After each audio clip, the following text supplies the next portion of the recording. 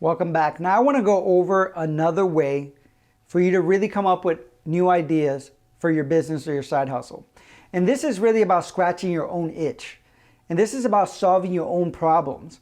And we all have problems. You have things on every day that annoy you, that frustrate you, that you don't like, and you might want it to be different, but you don't really think about them as an opportunity.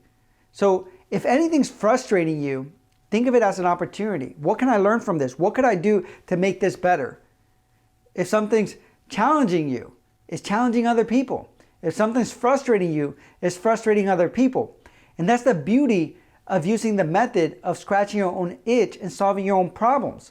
Because if you're facing this, other people are facing the same thing. And actually, a lot of the great inventions happen that way. Somebody had a problem in their life, and they figured that they would do something to fix their own problem, and then they realized that they can sell it to other people.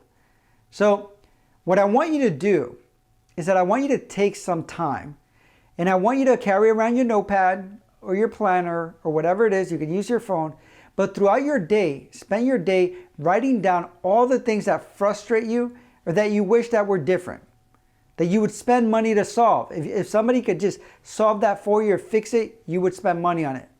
Or maybe it's something that you wish you didn't have to deal with. And I'll give you a perfect example. There's a person named Erin that she wanted to know, instead of going to the grocery store and really just buying a bunch of stuff and then having to think, after work, I need to cook and things like that. They ended up creating a meal plan for themselves, for their family. So they would plan out what they were going to do for their family, for a week or whatever it was. And then she did it for herself. One, to stay organized when she went shopping, but also be able to have the plan to make it easier so she's not thinking about this when she's getting out of work and stuff like that. But what did she do with that idea? She realized other people were complaining about the same things. So she created a subscription website where people could go and for $5 subscribe, where they would have meal plans already set up for them. And she has a very successful business because of it. Again, something very simple that other people might just brush off. But that is the power of writing things down, of really taking the time to see what's frustrating you and jotting it down, because you don't know what's going to come out of it. I'll give you a perfect example in our own life. So we wanted to get a center to be able to see our clients. And there's virtual offices, but it's not the kind of environment that we worked in. We worked with a lot of holistic people in the community, spiritual-based people. We work with other people that are entrepreneurs, but had a laid-back attitude. So it was kind of, you could rent a virtual office, but it was kind of dry. It wasn't really in the same environment, the population that we were really working with. So it didn't really work for us. So, but we didn't want to rent a full-time office because we didn't, we did a lot of workshops and other stuff, and we saw clients one-on-one, but we didn't see a need to have a full-time space. So we started thinking about, man, other people have to have this problem as well.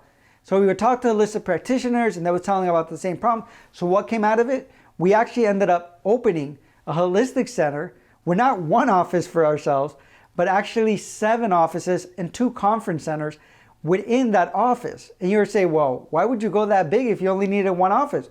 Well, what we ended up doing is that we would rent out all the other rooms, and basically we didn't have to pay for our own office. We can rent it out when we weren't there using it. We made a lot more money.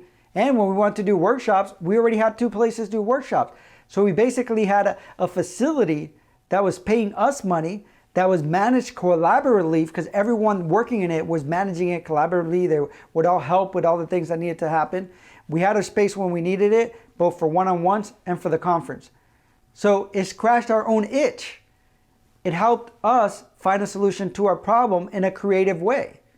So again, take the day, start writing things that frustrate you, that you might want to change, things that you would be willing to pay for, and just keep jotting down, no matter how small or silly it is, because even the small things, just keep in mind, like the meal planning has made a very successful business for a person. Even the smallest thing can be very successful for yourself moving forward. Thank you.